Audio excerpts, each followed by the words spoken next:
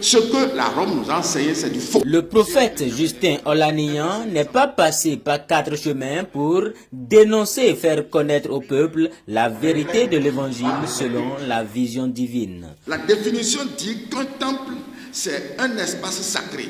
Le temple de Dieu, c'est le thème autour duquel étaient articulés les échanges entre l'homme de Dieu et les professionnels des médias. Depuis 2022 ans, il y a un système qui est venu bloquer l'homme sur la terre. Le système papal romain, imposé à toute la terre depuis 2022 ans, n'a jamais permis à l'homme de devenir temple de Dieu, mais a toujours séquestré l'homme dans l'idolâtrie, au travers de ce système calendaire monté par le pape Grégoire XVI. Parce que les dimanches, c'est l'ennemi qui reçoit l'adoration. Les sabbats, c'est Dieu qui reçoit l'adoration. Alors, si dans une église, c'est les dimanches que l'adoration est pratiquée, ça veut dire que cette église est placée sous le contrôle absolu du diable. Et dans le même temps, les fidèles qui appartiennent à ces églises se lèvent pour combattre contre encore ce même Satan. Tout en exposant la différence entre le temple de Dieu et l'église, le prophète et président de l'église universelle pour la restauration de la vision divine s'est prononcé sur le système papal qui, selon lui, conduit l'homme à l'abattoir avec ses innombrables fêtes. Le système dans lequel nous trouvons toute une panoplie de fêtes qui ne sont pas en l'honneur de Dieu. Parce que quand vous rentrez dans ce système, vous allez trouver la Noël, vous allez trouver janvier, vous allez trouver Épiphanie, vous allez trouver fête des pères, fête des mères, Assomption, Ascension, Pentecôte de dimanche, Pâques de dimanche, Saint-Valentin, ou bien les fêtes, vraiment, elles sont nombreuses. Alors que Dieu, dans la Bible, nous donne l'occasion de célébrer seulement 3 fêtes. La Noël, c'est une fête dédiée au soleil. Donc, c'est pour vous dire que ce que la Rome nous a enseigné, c'est du faux. Jésus n'est jamais né en décembre, un 25 décembre. C'est pour nous amener à rentrer dans le culte mitriaque, dans le culte donné au Dieu soleil. La Pâque de Dieu n'est pas cachée dans la Bible. La Pâque de Dieu est claire. Le premier mois, le 14e jour du mois, entre les 2 soirs, ça veut dire que le mois a été donné. La position du mois. Il a donné encore la date, à sa date 14. Ce n'est pas à la date 8 ou à la date 9 du premier mois, non. Il a encore donné l'heure entre les 2 soirs. Autrement dit, on ne prend jamais le corps et le sang de Jésus-Christ dans la journée. Ça ne se fait jamais. C'est à partir du crépuscule. Le soleil doit baisser d'abord ses rayons avant que l'homme ne prenne ce repas. Si c'est dans la journée, ça devient une abomination totale.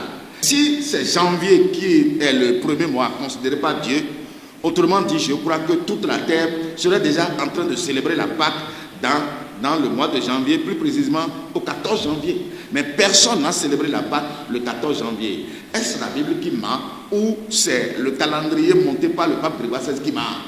Je crois que c'est le calendrier qui ment. Parce que eux-mêmes qui nous ont imposé leur calendrier abandonnent le mois de janvier, février et ils vont jusqu'en mars ou en avril pour célébrer leur Pâque à eux.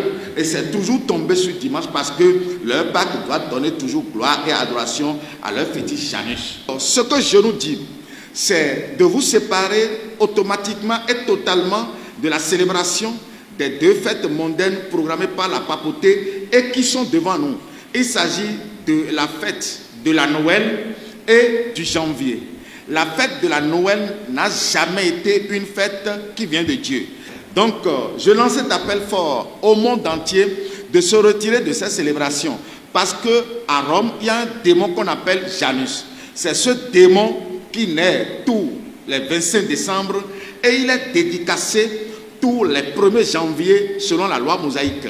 Parce que si un bébé naît, le 8e jour, il doit être dédicacé. Donc, ce n'est pas Jésus qui naît le 25 décembre parce que la date de naissance de Jésus-Christ n'a jamais été laissée à la connaissance des humains sur la terre. La fête de la Noël tire son origine de l'ancienne adoration du Dieu soleil que les hommes pratiquaient sur la terre.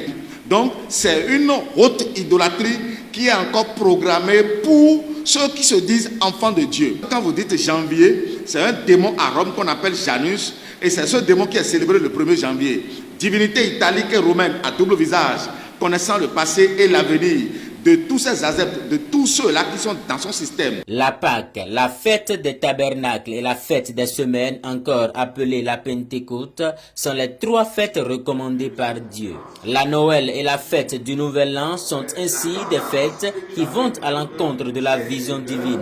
Donc, des fêtes proscrites pour tout enfant de Dieu.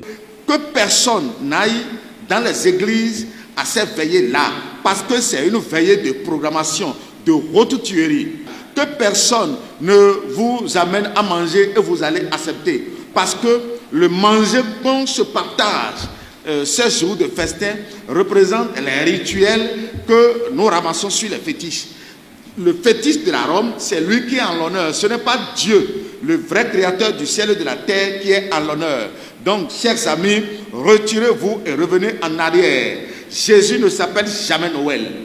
Jésus n'est jamais né sur un arbre, il est né dans une bergerie. Vous n'allez pas célébrer Noël et janvier, c'est seulement si vous êtes enfant de Dieu.